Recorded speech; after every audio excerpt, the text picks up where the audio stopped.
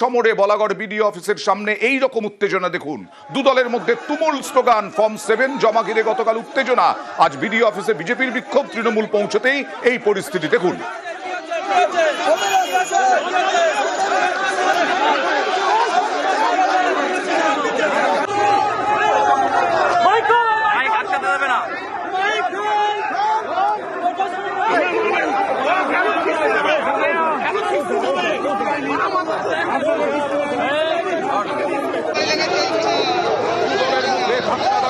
ধস্তাধস্তি, পুলিশও হিমশিম সামলাতে বলাগড়ে মুখোমুখি তৃণমূল বিজেপি।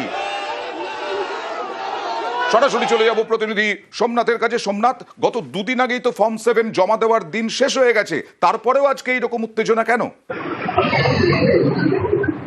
দেখো, গতকালকে তৃণমূল যারা কর্মীরা রয়েছে বলাগড়ে এবং বলাগড়ের নেতা রুনা খাতুনের নেত্রী রুনা খাতুন এবং বলাগড় ব্লকের সভাপতি যারা ছিলেন তারা বিডিও অফিস, যে বলাগড় বিডিও অফিসে তারা একটি মিছিল করে যায় এবং গেটের সামনে দীর্ঘক্ষণ বিক্ষোভ দেখায়। কেন?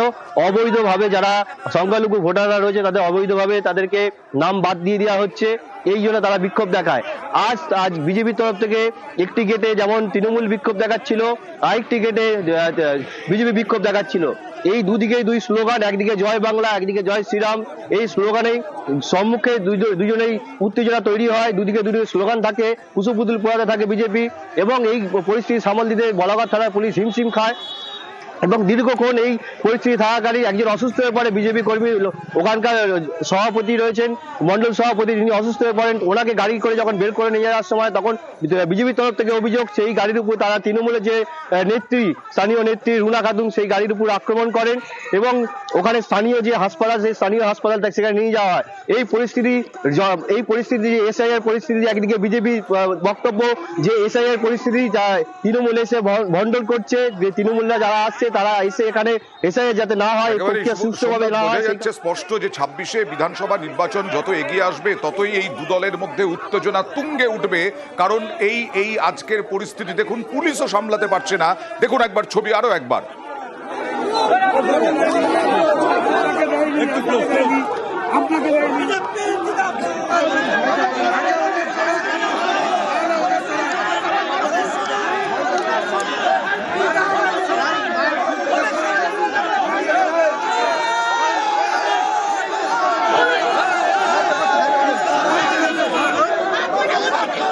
দলের মধ্যে তুমুল স্লোগান, পরিস্থিতি সামলাতে গলা টিপে ধরছেন পুলিশ অফিসাররা।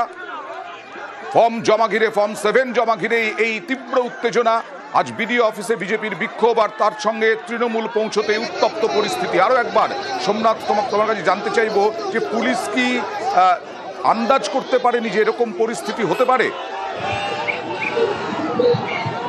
দেখো, পুলিশ আগে থেকে বিজেপির বক্তব্য যে আজ তারা বিডিও অফিস তারা ঘেরাও বিক্ষোভ পুলিশকে জানিয়েছিল করবে, এবং তৃণমূলের তরফ থেকেও আরেকটি গেটে তারা বিক্ষোভ করছিল। গতকাল তাদের বিক্ষোভ ছিল, আজকেও তারা বিক্ষোভ করছিল। যেভাবে অবৈধ ভোটারদের নাম, বৈধ ভোটারদের নাম বাদ দেওয়া হচ্ছে, সেটা তৃণমূল বারবার জানিয়েছে যে বৈধ যারা ভোটার রয়েছে তাদের নাম বাদ দেওয়া হচ্ছে, সেটা আরেকটি গেটে তারা বিক্ষোভ করছিল। এই যে পরিস্থিতি হবে, এই পরিস্থিতি পুলিশ বুঝতে না পেরে দুদিকে স্লোগান দিতে দিতে যে পরিমাণে তৃণমূল কর্মী, আরেকদিকে বিজেপি কর্মীরা যেভাবে এগিয়ে এসে পাল্টা স্লোগান দিতে থাকে, দুদিকে একদিকে জয় বাংলা, একদিকে জয় শ্রীরাম দিকে বলতে থাকে, এই পরিস্থিতি ধীরে ধীরে সম্মুখে হতে থাকে। পুলিশ দুদিকে সামাল দিতে হিমশিম খেয়ে পড়ে। অয়ন্দা, বেশ, পরিস্থিতি এখন নিয়ন্ত্রণে, কিন্তু উত্তেজনা থাকবে আগামী দিনেও, এটা স্পষ্ট। আর শিলিগুড়িতে এসডিও অফিসে সিপিআইএম এর বিক্ষোভ, তা ঘিরেও তীব্র উত্তেজনা, ধাক্কাধাক্কি, সেখানেও গলা টিপে ধরা হলো একদম। দেখুন শিলিগুড়ির ছবি, এসডিও অফিসের গেট আটকে বিক্ষোভ, ধস্তাধস্তি, হিলকাট রোড অবরোধ করেন বিক্ষোভকারীরা।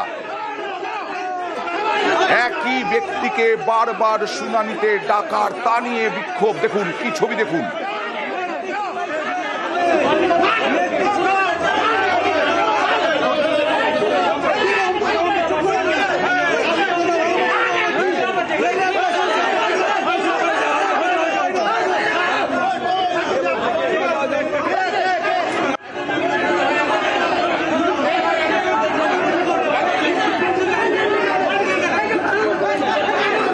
বাইরে থেকে একেবারে শাসানি এসডিও অফিসে